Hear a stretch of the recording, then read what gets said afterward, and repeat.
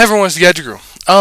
I kind of wanted to explain something to you guys. The last video I did was about a local tournament I had, and it involved some trades. You guys kind of took me off on the wrong foot.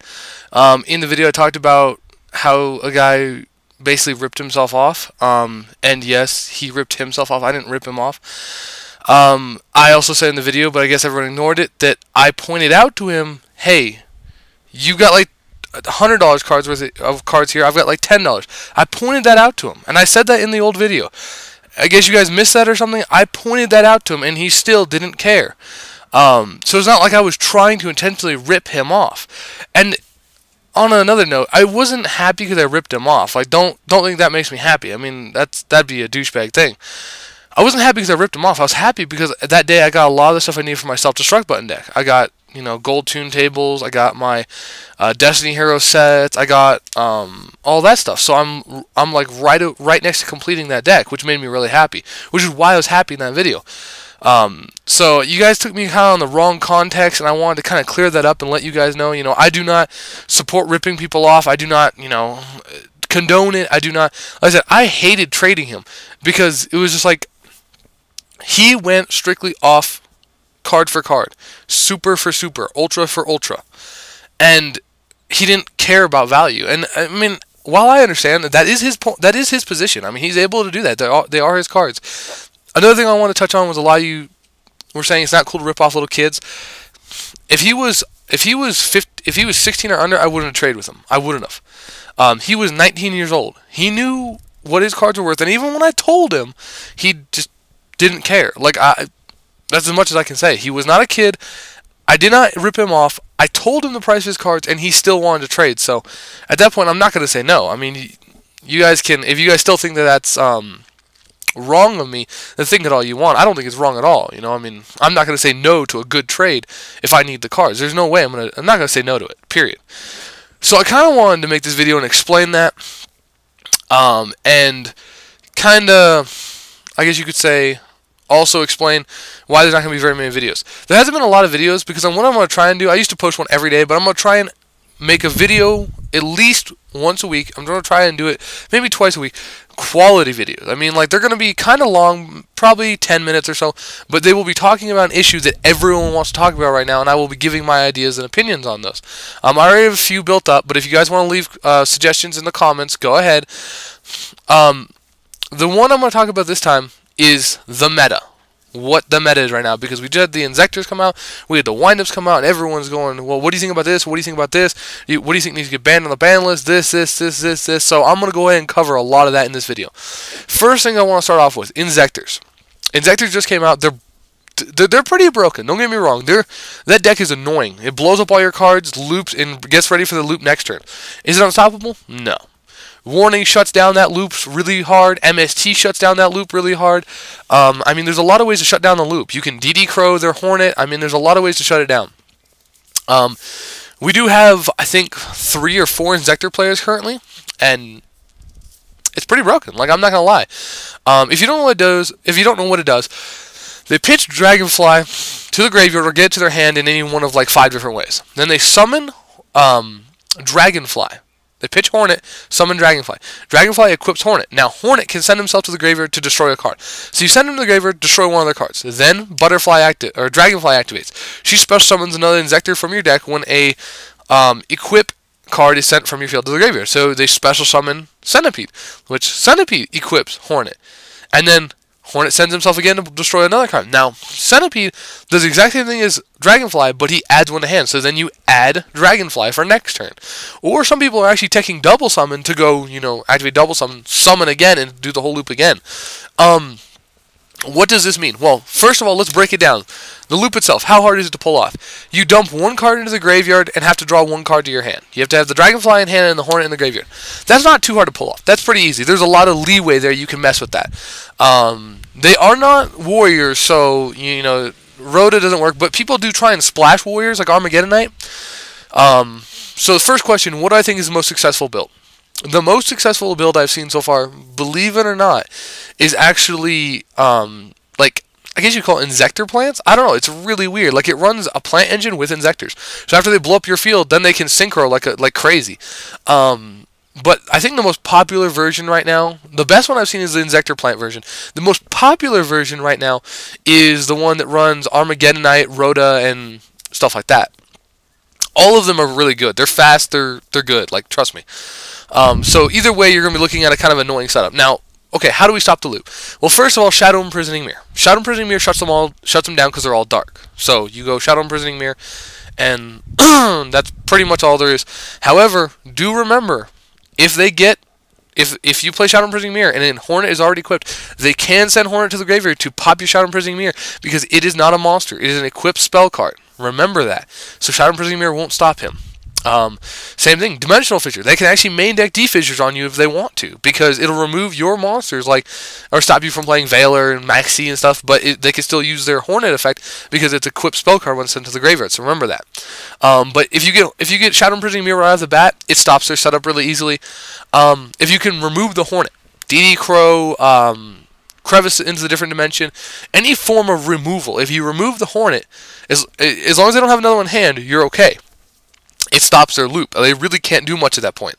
A lot of what I've been seeing lately, actually, is people running, believe it or not, Prohibition on Hornet, so they can't use the Hornet, and that kills almost their entire loop, and they just sit there and go, crap. So that's a pretty much old tech card. You could run Prohibition. Like I said, another one's Shadow Imprisoning Mirror. A removal card like DD Crow or Crevice. It can really mess up their combos. Other ways are Summon Stoppers. I've seen people going back to Horn of Heaven. I've seen people going back to Force Back. I've seen people going back to Trap Hole. Trap Hole is a very good option in this meta, in my opinion, if you're playing anti-meta or you just want to splash some hate into your deck. It stops their Dragonfly. It stops their Centipede. It stops their Tour Guide. It stops... It kills anything. It's a generic kill card. And actually, it's better in versus Inzektors than Bottomless is, because Bottomless can't hit, I don't think it can hit Dragonfly or Centipede. I believe Dragonfly's a 1000 and Centipede's a 1300, if I'm not wrong. So, Trap Hole actually becomes better than Bottomless in that situation. So I know a lot of people are side decking Trap Hole. Another option a lot of people are running is the Eradicating Aerosol spray. Now, you probably don't remember this. This was back when, the show focused around Weevil. This card is old as dirt. It says destroy all face-up insect-type monsters on the field. It's like a system down for insects, except for it doesn't remove them, sadly. I wish it was just like System Down and, remove them all for 1,000 life points. That would make it amazing, but it doesn't do that. So, that's the whole... Those are the main cards I would suggest. If you are having problems with Inzektors and you need a way to deal with them, first option is Shadow Imprisoning Mirror. Everyone's already splashing in their side deck. It's really good. It can be used against a multiplicity of decks. So Shadow Imprisoning Mirror is your number one tech option, in my opinion. Number two is probably Trap Hole. It's just so good right now. It hits the Tour Guide. It hits all the Inzektors. It hits all the dumb crap. TKRs, Kaikus, whatever you're going to verse. Number three, any form of static removal. Kaiku, DD Crow, and when I say static removal, I mean that you choose to activate. Because if you can activate it right on the fly and mess them up, it kind of forces a bad play. Because then they realize, oh crap, I've got to do something to stop what he's doing, so I have to waste a bunch of cards in order to get my combo back, or I just lose my combo. So static removal. Kaiku the Ghost Destroyer, DD Crow, Crevice in the different dimension, anything like that. There's also a lot of other really good alternatives. I've seen people running, as I said, the insect aerosol, Eradicating insect aerosol, whatever it's called.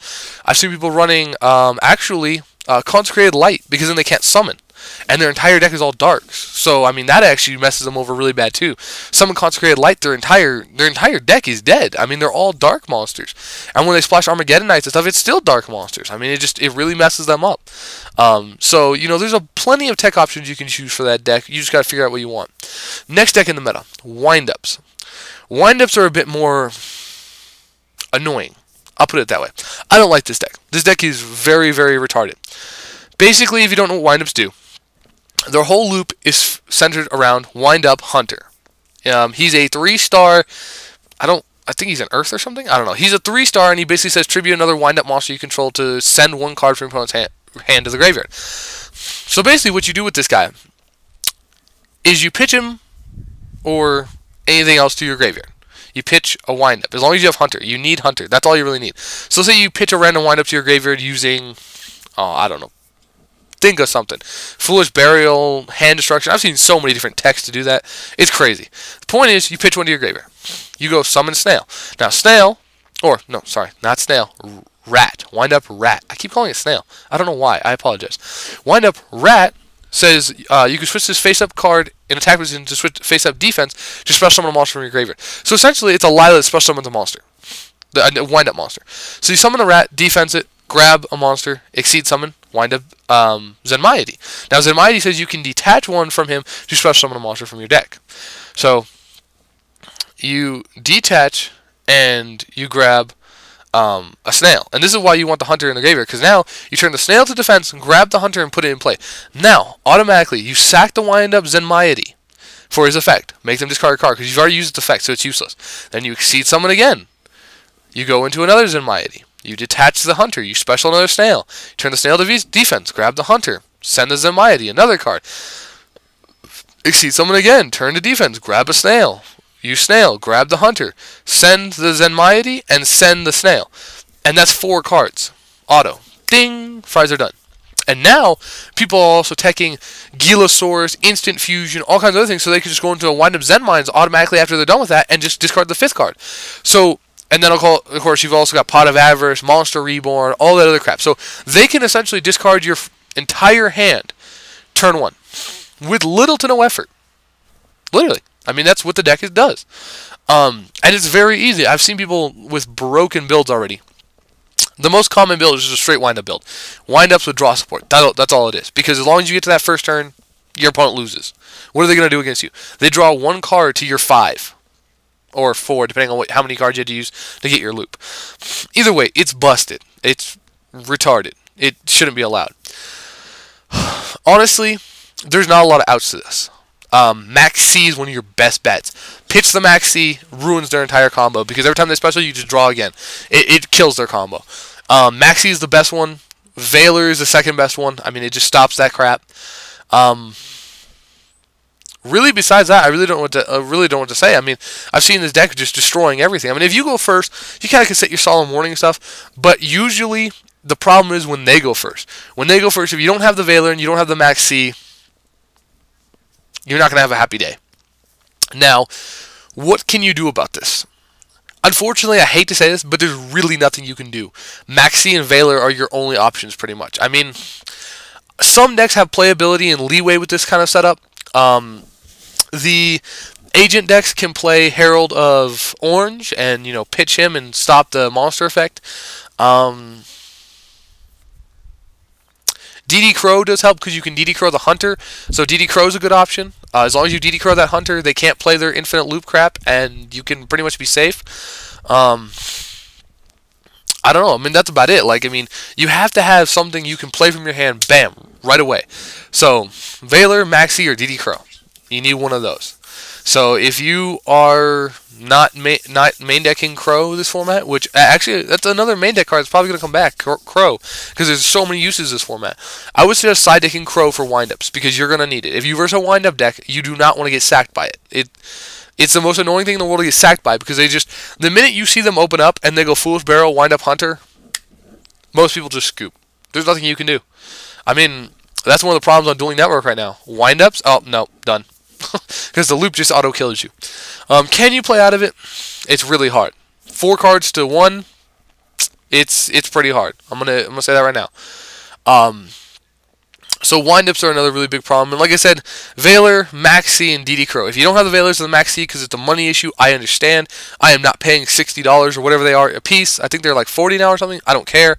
I'm not paying that per card. So yeah, I'm not doing that. But windups are a very big issue. Lastly, plants. I think we've all gotten used to the idea of plants being a top deck, and we all know how to side against them, so I'm not going to cover that one pretty much.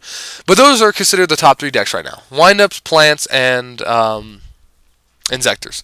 And so that's my ideas on how to kind of beat them. That's how their setup works, so you can kind of mess around with it. If you guys have any ideas or suggestions, go ahead and PM me, hit me up in the comments, do whatever.